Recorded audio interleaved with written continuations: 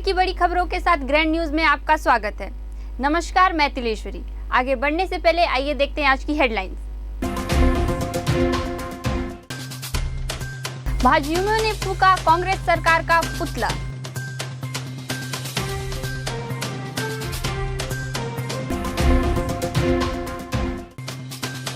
जवाहर नवोदय विद्यालय के संविदा शिक्षक ने प्राचार्य द्वारा मानसिक रूप से प्रताड़ित करने का लगाया आरोप।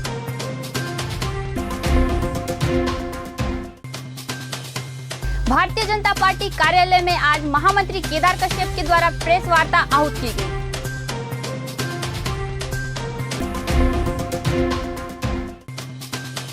अवैध गांजा तस्करी पर कार्रवाई करने में बस्तर पुलिस को मिली सफलता।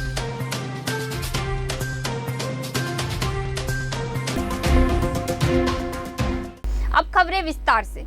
बस्तर मुख्यालय जगदलपुर स्थित जवाहर नवोदय विद्यालय के संविदा शिक्षक दीपक कुमार चौधरी ने अपने ही संस्थान के प्राचार्य के खिलाफ प्रेस वार्ता कर आरोप लगाया कि उन्हें लगातार प्राचार्य द्वारा मानसिक प्रताड़ित किया जा रहा है और बगैर पूरे मामले को समझे संविदा शिक्षक को पद से बर्खास्त किया गया है।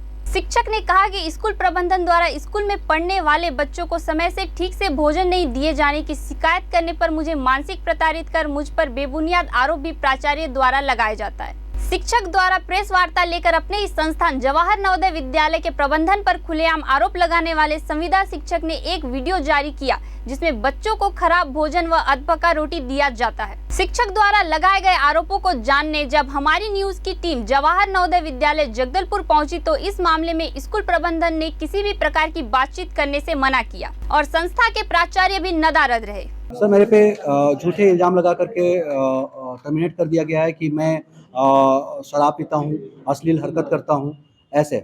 और जबकि मैं अभी हाइपरटेंशन का दवा ले रहा हूँ, मैं बीपी का दवाई खा रहा हूँ, तो मैं कभी इस मायने में जो है मैं शराब पी ही नहीं सकता, मैं पीता भी नहीं हूँ। और मैं हमेशा बच्चों के हित के लिए आवाज़ उठाता हूँ, इसीलिए जो है प्रिंसिपल मेरे से खपा रहती थी और मानसिक रूप से प्रताड़ित करते करते वो आर्थिक रूप से प्रताड़ित करना शुरू कर दी और वो मेरे को टर्मिनेट कर दी है ना। प्रिंसिपल के द्वारा खूब मारा जाता है और मोबाइल छीनने के बाद में वो उनके पेरेंट्स को भी नहीं लौटाती हैं। दूसरी बात है कि वहाँ सही से भोजन नहीं मिलता है, वहाँ का भोजन का क्वालिटी खराब है, क्वांटिटी कम है। मुझे नौकरी नहीं चाहिए, लेकिन मुझे इस आरोप से बरी किया जाए। जी, मैंने थाने पे जो है इसका आवेदन दिया है और शिकायत किया लिखित रूप से। आप जो है मुझे कानून और संविधान पर पूरा भरोसा है और आप पत्रकार भाई बंधुओं पर मुझे पूर्ण विश्वास है, आप मुझे न्याय दिलाएंगे। आज जगदलपुर के भारतीय जनता पार्टी कार्यालय में छत्तीसगढ़ सरकार के पूर्व मंत्री एवं छत्तीसगढ़ सरकार में अभी महामंत्री केदार कश्यप के द्वारा आज प्रेस वार्ता आहूत की गई थी। भानुप्रतापपुर उपचुनाव के लिए मतदान होने के बाद भी प्रदेश में राजनीतिक सरगर्मियां अभी भी तेज हैं।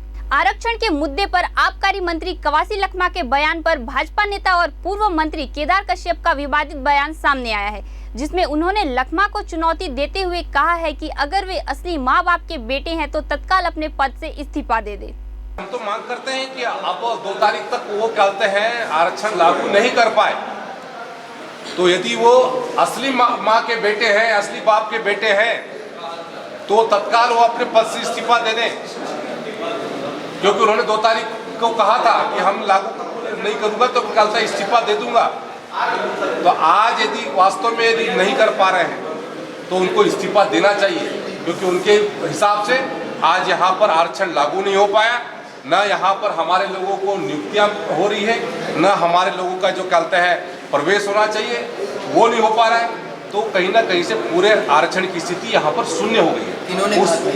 ये बात कवासी लखमा ने खुलेआम तौर पे कहा था और कल दूसरा को उन्होंने फिर से एक घोषणा किया है, फिर से एक चुनौती दी है। तो पहले यही चुनौती पूरा कर ले, उसके बाद दूसरा चुनौती करेंगे। बता दें कि संशोधित आरक्षण विधेयक पारित करने के लिए 1 और 2 दिसंबर को छत्तीसगढ़ विधानसभा का विशेष सत्र आहूत किया गया था। इसमें सर्वसम्मति से विधेयक को मंजूरी दी थी, जिसके बाद राज्यपाल अनुसुईया उइके के पास हस्ताक्षर के लिए राज्य सरकार के मंत्री स्वयं विधेयक लेकर पहुंचे थे। राज्यपाल ने जानकारों से सलाह लेने के बाद विधेयक पर हस्ताक्षर करने की बात कही है। कोशिश बहुत किया, माहौल बहुत क्रिएट किया कि हम कहते हैं ब्रह्मानंद नेताओं को गिरफ्तार कर लेंगे, गिरफ्तार करने हमने बड़े गुस्से कहा। हमारे प्रत्याशी तो लगातार अपने क्षेत्र में सघन जनसंपर्क कर रहे थे, रैलियां कर रहे थे, लेकिन उनका इतना साहस नहीं था। लेकिन अंतिम दिन जब उन्होंने समझ में आ गया कि जो वोटिंग है, वोटिंग कांग्रेस के उसमें जा रहा है, विपक्ष में जा रहा है, कांग्रेस की सरकार को नहीं जा रहा है, तब वो घबरा करके फिर से 2 बजे लगभग फिर से एक ड्रामा फिर से रचा और हमारे प्रत्याशी को ये कह करके कि हमने ब्रह्मानंद नेताम को गिरफ्तार कर लिया, ये कह करके हमारे पूरे विधानसभा में इस बात को फैलाया। जब उस समय जब कहते हैं हमारे वहाँ पर ईवीएम मशीन लॉक हो रही थी, जब लंबी लंबी लाइनें लगी थी, जब हमारा कार्यकर्ता मुस्तैदी के साथ में डटा था, तब वो बूथ कैप्चरिंग करने की कोशिश इस कांग्रेस सरकार ने किया, भूपेश बघेल की सरकार ने किया। अवैध गांजा तस्करी पर कार्यवाही करने में बस्तर पुलिस को मिली सफलता। ज्ञात हो कि थाना नगरनार को सूचना प्राप्त हुआ था कि एक व्यक्ति के द्वारा अवैध रूप से गांजा की बिक्री के उद्देश्य से उड़ीसा से जगदलपुर की और बस से परिवहन कर रहा है। सूचना पर उप पुलिस महानिरीक्षक एवं वरिष्ठ पुलिस अधीक्षक जितेंद्र सिंह मीणा, अतिरिक्त पुलिस अधीक्षक निवेदिता पॉल के मार्गदर्शन एवं नगर पुलिस अधीक्षक विकास कुमार के पर्यवेक्षण में थाना प्रभारी नगरनार बुधराम नाग के नेतृत्व में टीम गठित कर कार्रवाई हेतु रवाना किया गया था। उक्त टीम के द्वारा ग्राम धनपूंजी फॉरेस्ट नाका मेन रोड पर नाकेबंदी कर वाहनों की चेकिंग की जा रही थी। संदेह के आधार पर चेकिंग के दौरान मुखबिर के बताए अनुसार एक व्यक्ति सीट पर बैठा मिला, जिनसे पूछताछ करने पर अपना नाम परसराम बांगर निवासी महाराष्ट्र का होना बताया। जिनके सामान की तलाशी लेने पर एक हैंडबैग के अंदर पैकेट जिसमें मादक पदार्थ गांजा मिला, जिस संबंध में पूछताछ करने पर गांजा रखने का वैधानिक प्रत्युत्तर नहीं दिया गया। आरोपी का कृत्य एनडीपीएस एक्ट की परिधि में आने से आरोपी के कब्जे से 21 किलो 600 ग्राम गांजा जब्त किया गया है।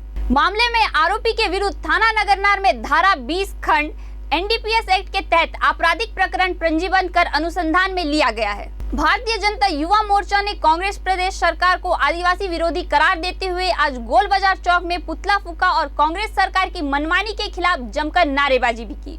भाजयुमो जिला अध्यक्ष अविनाश श्रीवास्तव ने कहा कि प्रदेश में काबिज कांग्रेस सरकार का आदिवासी विरोधी काला चेहरा भानुप्रतापपुर उपचुनाव में उजागर हो गया है। भाजपा प्रत्याशी ब्रह्मानंद नेताम का चरित्र हनन करने कांग्रेस की भूपेश सरकार ने झूठे आपराधिक मामले बनाने का षड्यंत्र रचा। चुनाव के लिए आदिवासी अस्मिता को तार तार करने का गंदा खेल कांग्रेस कर रही है। भाजपा ऐसे कृत्यों का और आदिवासी समाज के अपमान का विरोध करती है, जिसको लेकर कांग्रेस का पुतला दहन किया गया है। आदिवासी विरोधी कांग्रेस के निर्वाचित विधायक सांसद का घेराव आगामी दिनों में भाजयुमो करेगी। युवा मोर्चा द्वारा पुतला दहन के दौरान भाजपा के बड़े नेता भी मौजूद थे। प्रमुख रूप से भाजपा प्रदेश महामंत्री केदार कश्यप, किरण देव, जिला अध्यक्ष रूपसिंह मंडावी, लच्छूराम कश्यप, श्रीनिवास राव मद्दी, सुधीर पांडे, योगेंद्र पांडे, वेद प्रकाश पांडे, योगेश पानीग्राही, आदित्य शर्मा सहित अन्य पदाधिकारीगण व कार्यकर्ता उपस्थित रहे।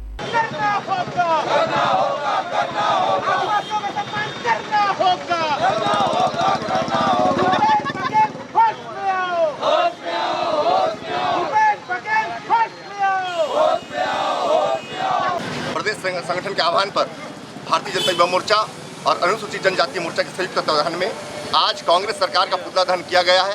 जिस प्रकार से भानुप्रतापपुर उपचुनाव में कांग्रेस के द्वारा हमारे जो भाजपा के प्रत्याशी हैं ब्रह्मानंद नेताम जी, उनके चरित्र हत्या करने की कोशिश की गई। ये अपने आप में लोकतंत्र की हत्या करना दर्शाता है।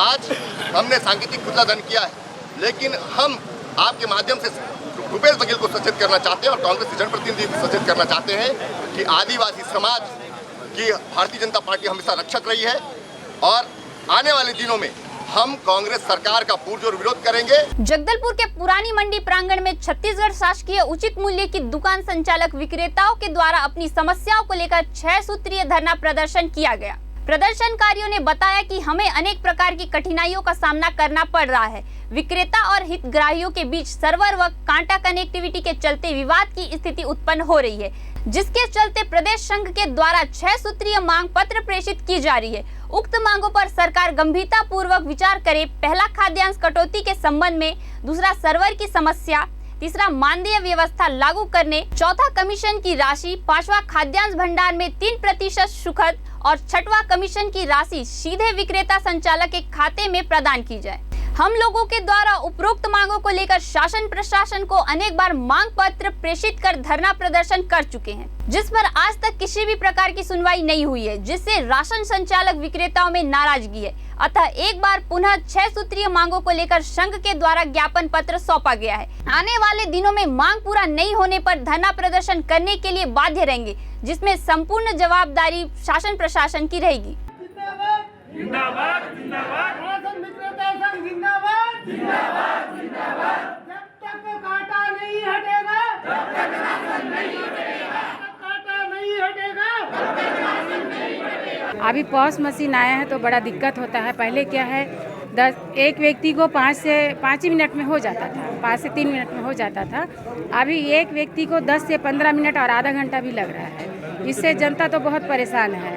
कभी कभी ऐसा होता है हम लोग तो 9-10 बजे दुकान खोले हैं और 4 बजे तक मशीन चलता ही नहीं है, तो जनता आके वापस चले जाते हैं।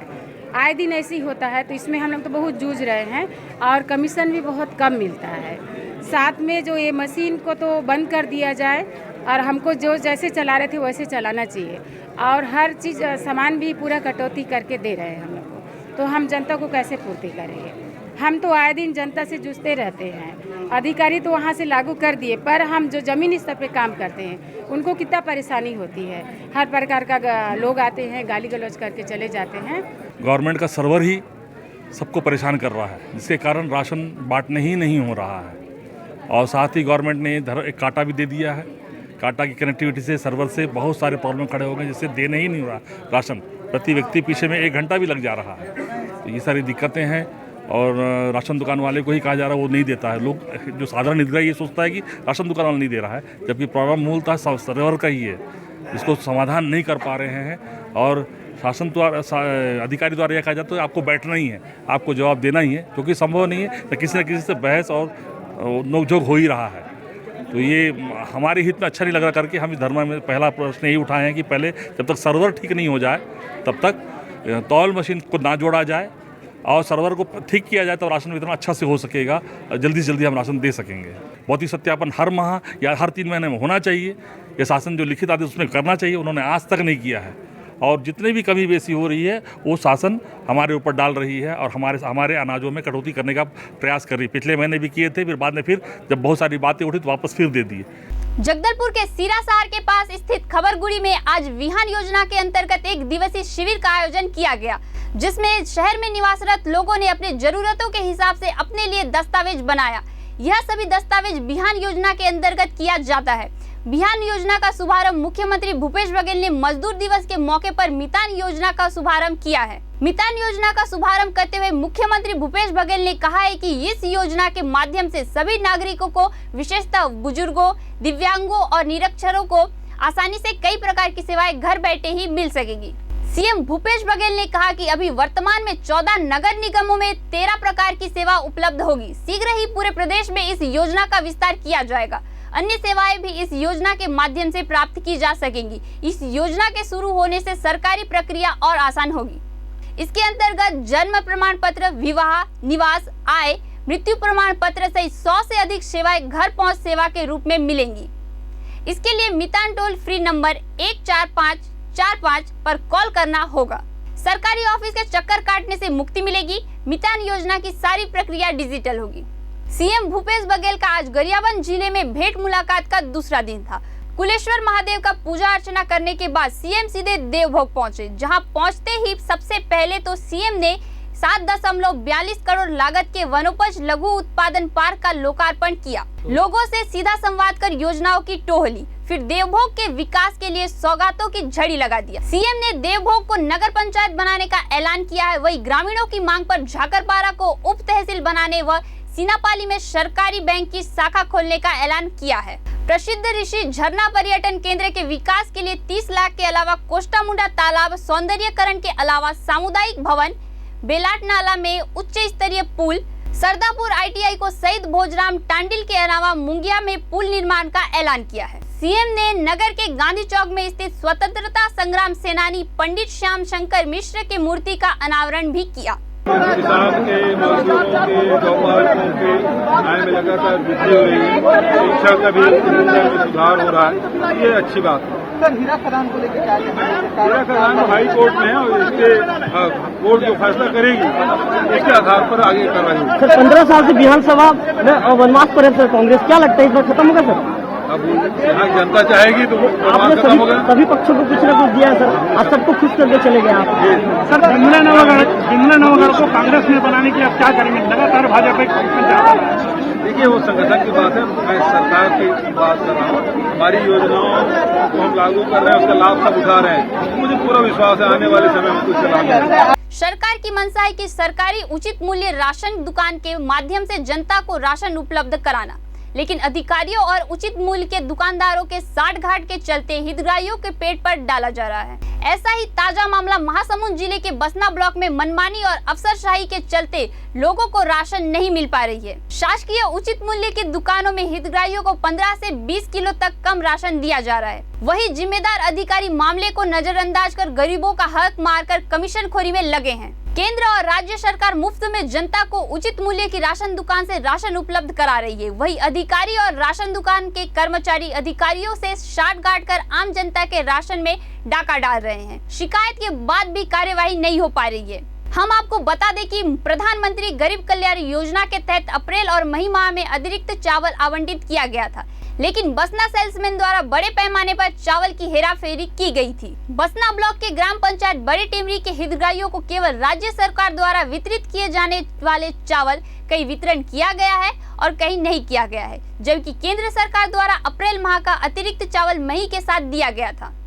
यहाँ अभी अप्रैल मई में जो पिछले अप्रैल मई में जो आवंटन हो रही है वहाँ हमारा 60 किलो मिलना रही है, केंद्र सरकार और राज्य सरकार दोनों मिला के, तो यहाँ सिर्फ 40 किलो चावल मिले हैं। 60 किलो चावल मिलना रही है, 20 किलो चावल नहीं मिले हैं। इस पूरे भ्रष्टाचार के मामले पर बसना खाद्य विभाग अधिकारी मीडिया से बचते नजर आ रहे हैं। हेमंत रमेश नंदनवार अनुविभागीय अधिकारी राजस्व सरायपाली मामले की जानकारी नहीं होने की बात कह रहे हैं। इसके बारे में शिकायत आप लोग के द्वारा ही मुझे भी मिला है, ओरली जो आप बता रहे हैं। कोई रिटर्न में शिकायत अब तक मुझे प्राप्त नहीं हुआ है। जैसे रिटर्न में शिकायत मुझे प्राप्त होती है वैसे ही फूड ऑफिसर के द्वारा मैं इसकी इंक्वायरी करा दूँगा। ग्रैंड न्यूज में आज बस इतना ही। आपसे फिर मुलाकात होगी नई ताजा तरीन खबरों के साथ। तब तक के लिए मुझे दीजिए इजाजत। नमस्कार।